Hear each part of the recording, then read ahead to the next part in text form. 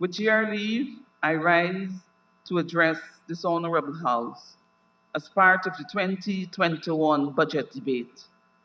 I continue to give thanks to Almighty God for this beautiful gift of life, for health, strength, and the opportunity to serve the people of Guyana. Speaking about the gift of life, Mr. Speaker, we have had approximately 190 something persons who lost their lives to COVID 19 in this country. Additionally, over 1,000 public servants in this country lost their jobs during the worst public health crisis of this century. It is therefore only fitting that we take a moment, Mr. Speaker, to remember all those families that have lost loved ones to COVID 19 and those who are experiencing undue hardship brought on by the unjustifiable firing of over 1,000 public servants.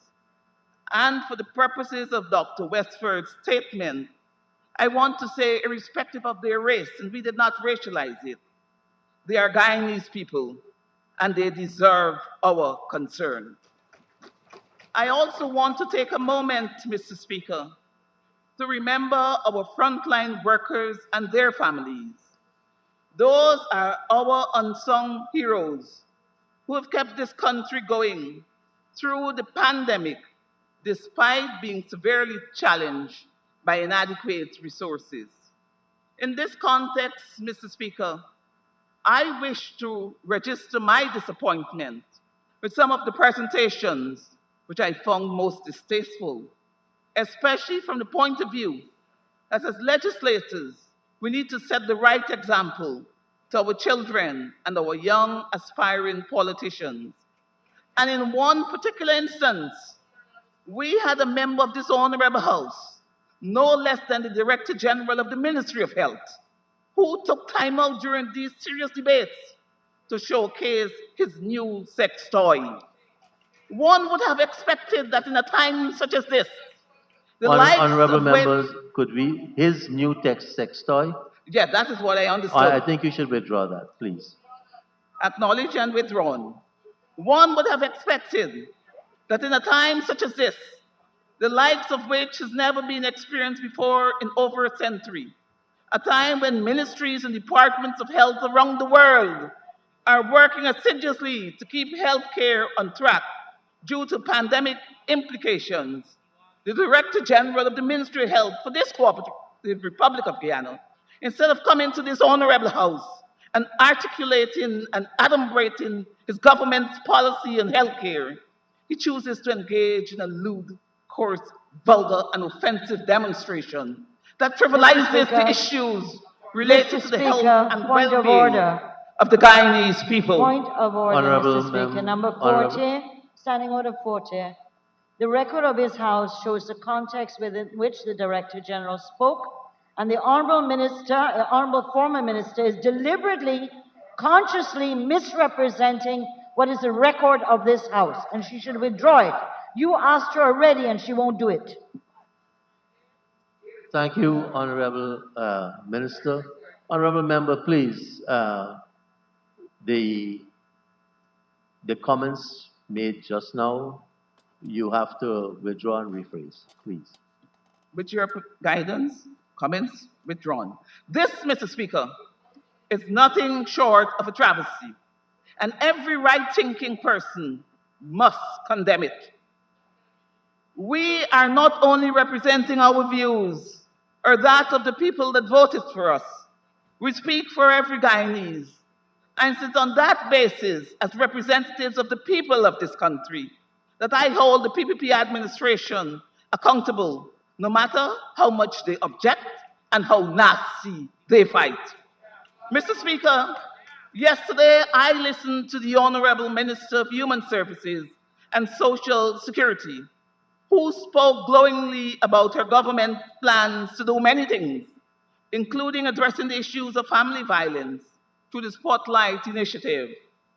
What the minister did not say is that this initiative was signed off and green-lighted by the coalition government. And it is one of the many programs and initiatives that the PPP inherited from the coalition government. It is undoubtedly a laudable program that I have no problem with. However, what I'm saying, that as responsible representatives of the people, members must seek to give recognition if it is due. Mr. Speaker, Guyana has found itself in a post-truth era.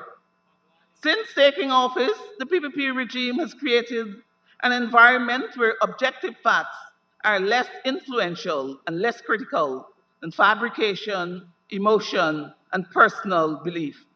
In this post-truth era, fiction, confusion, cherry-picking of data, manipulation of information, and public relations control have replaced engagement with facts. Let me bring to your attention that the new school to be built at Prospect with World Bank funding is a coalition project. In this particular instance, my colleague and former Minister of Finance, Mr. Winston Jordan, got the World Bank to agree to use additional IDA resources for flood relief to consider another secondary school for Guyana. This Prospect School is a product of the coalition's successful interaction with the World Bank. Yet we have some people who should be honorable walking around the place spreading untruths, saying this is a PPP project and a manifesto promise. And this has been the case in several instances, Mr. Speaker. I say to the people that are listening, this is a worrying development. And let me add that the antidote isn't simply fact-checking the truth.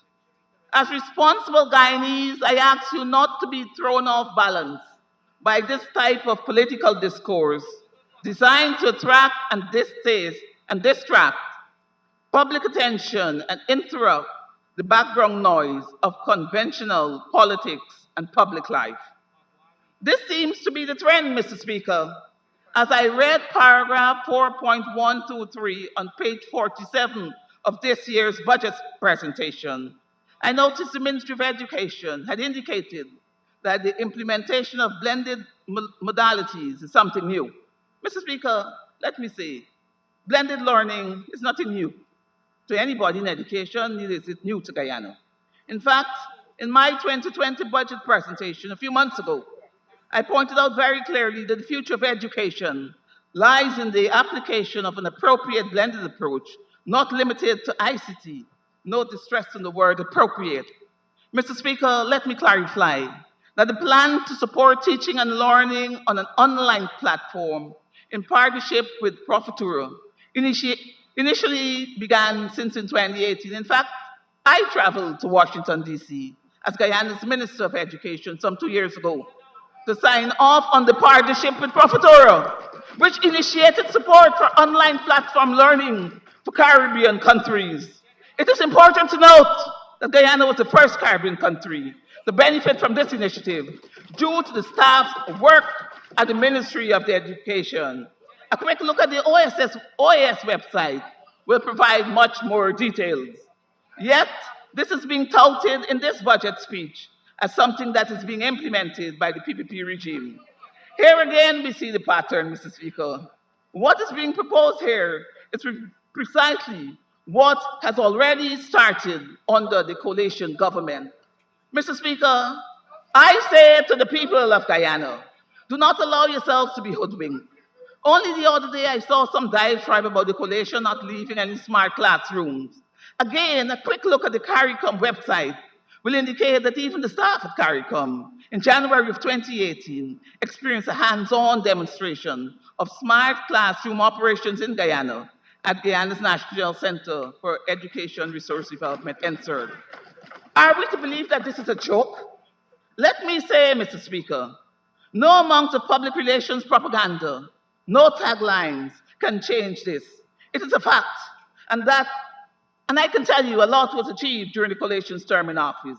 And I can tell you it took a lot of work from a lot of hard-working public servants to get that done. And we must recognize that in this House. The tangible job done by a lot of hard-working, ordinary Guyanese people, Kwame McCoy. Mr. Speaker, let me put on record, Honorable Member Kwame McCoy. Honorable Member Kwame McCoy. Mr. Speaker, let me put on record that given the global focus and modifications in education as a result of the pandemic, I was expecting to see under the education sector of this budget a more robust and sustainable plan to mitigate the effects and the aftershocks of COVID that would lead to the risk of regression of many of other students across the length and breadth of this country, especially those whose essential foundational learning, for whatever reason, was never strong enough to begin with. Mr. Speaker, you don't have to be a rocket scientist to know that education delivery must include training of parents, community leaders, and advocates as a minimum during the pandemic, especially when it comes to delivery of education for our special needs students and our most marginalized groups. Mr. Speaker, I've, I've had to ask that if anyone who is sitting here on the government side can articulate where in this budget are the most vulnerable young people catered for in terms of in-school and or blended interventions for most at-risk populations. Mr. Speaker, this is a serious matter. Parents are reaching out every day for assistance with remote learning. As these debates are ongoing, many students, including teenage mothers and other disadvantaged populations, including learners from low-income households and remote areas, have not yet been engaged meaningfully for the new school year, which has commenced sometime last year, the last quarter of last year. Mr. Speaker, you don't even have to take my word on this. You only have to go on the various social media platforms, including the Ministry of Education Facebook page, and get a sense of what is going on. Based on what is out there, I think it is both unfortunate and regrettable that so many people in difficult circumstances are not satisfied with the ministry's effort, yet this budget is void of any measure to address our most disadvantaged and marginalized students specifically. Mr. Mr. Speaker, let me take a few minutes to speak about what the coalition inherited in 2015 in the education sector. I can tell you without any fear of being truthfully contradicted that the country's history is rife with the gains made in the education sector during the coalition tenure. We had left the education sector better than we found it. And the data speaks for itself, Mr. Speaker. I heard a member on that side of the House saying that the coalition did not plant any seeds. But I'm here to say that I am proud of the seeds that the coalition planted in the education sector. In fact, I'm encouraged to say that the history of this country will show that your sitting minister presided over a woefully underperforming sector prior to May 2015. And I share the data, and you can draw your own conclusions. Mr. Speaker, when the David Granger-led government came into office in 2015, we took over an education sector that was in crisis. The performance of the nation's children at national and regional examinations served as clear indicators. In 2014, for instance, you know who the minister was, the National Grade 6 assessment results were appalling as previous years, for which I have seen the data. We've had like 13% of our students that were passing mathematics in the National Grade 6 examination. In 5 short years, we have seen incremental improvements. We've also improved the working conditions and remuneration package for teachers, the best that they have gotten in decades. The long-standing issues of debunking, etc., they were seriously addressed for the very first time. We have initiated curriculum reform after over 4 decades. Mr. Speaker, we on this side of the House knew that 40-year-old curriculum could not deliver the breadth of skills required for 21st century education delivery. In 2018, after a hiatus of over more than a decade, the David Granger-led administration commenced teachers training and upgrading in region number 8. These are the kind of seeds we planted on this side of the house. And the people of this country can accept nothing less than to keep the momentum and the gains we have made in education. Honorable Member Siraj, you don't think these are good seeds worth planting? And I can go on and talk about the many seeds we've planted that will improve the lives and well being of Guyanese people after we would have demitted office. By now, Mr. Speaker, it is common knowledge that remote learning poses a challenge for many students, especially for those with difficult circumstances and those living in far flung communities. These challenges include little or no connectivity, lack of access to online education assessment, equipment, and unfamiliarity with remote and distance learning techniques, and worksheets not being marked, and little or no guidance to support learners, caregivers, and parents. If, if these primary areas are not addressed, Mr. Speaker, the all disparities linked to socioeconomic status, ethnicity, and special education needs will continue to emerge as fault lines in Guyana's education response. There must be a concerted policy effort to provide the necessary support and tools to all of our students in this regard. In that context, I would say that $15,000 cash grant is not the end all to education challenges faced by the majority of Guyanese. This is the second budget, and the students from the University of Guyana are still waiting on free tuition measures to be implemented, a campaign promise by the PPP regime. Tell us about this campaign promise. Similarly, I've noted that the one laptop per teacher program has come to an end, sadly so. Now is the time more than ever that teachers need an electronic device to facilitate online and blended learning, which has become the new reality given to COVID 19. Electronic has become the new chalk and board. I earnestly ask that the sitting Minister of Education rethink this and provide teachers with the support and tools that they need to work in these challenging times. Mr. Speaker, as we look to the future, we have to ensure that the temporary disruptions of schooling does not become a permanent loss of education for many of our vulnerable people. Guyana has made significant strides in education delivery during the past few years. We cannot go back to the days when we just come up with wild policies like the No Child Left Behind automatic promotion. Mr. Speaker, the people of this country have every right to believe in a better life as we proceed to develop our nation from year to year and from administration to administration. The people of this country must accept nothing less than to keep the momentum and the gains made in education. From all that I have seen so far, I can tell you that the people of this country deserve much better than what is proposed in the PPP 2020 budget, which I will call a punish poor people budget.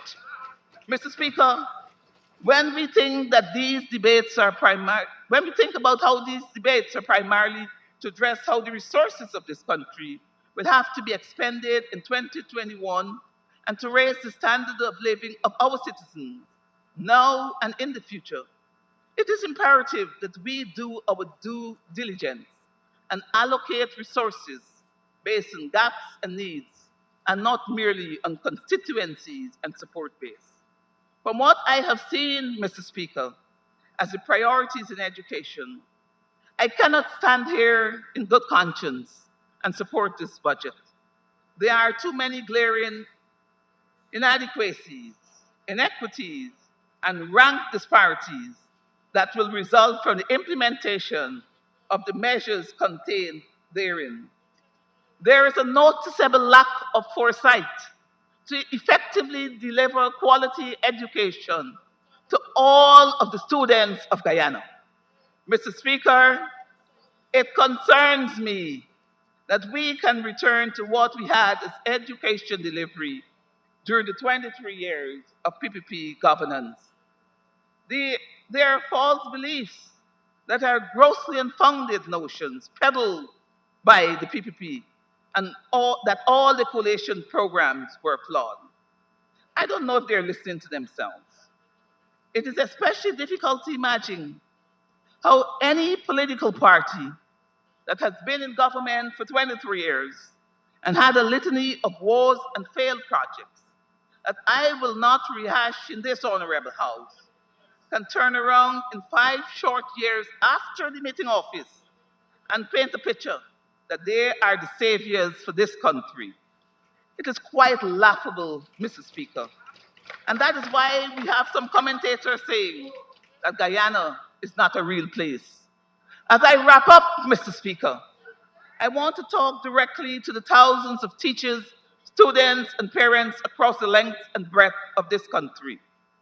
We in the coalition have heard your cries, and we will continue to take your calls and engage entirely with you. We will be back in office, and we will continue the work that was disrupted. There is nothing new or different in this budget. All you get is the same half-baked, half-cooked, wild and ill-conceived policies that permeated the education sector during the PPP 23 years in office. Guyana deserves better, Mr. Speaker. I thank you.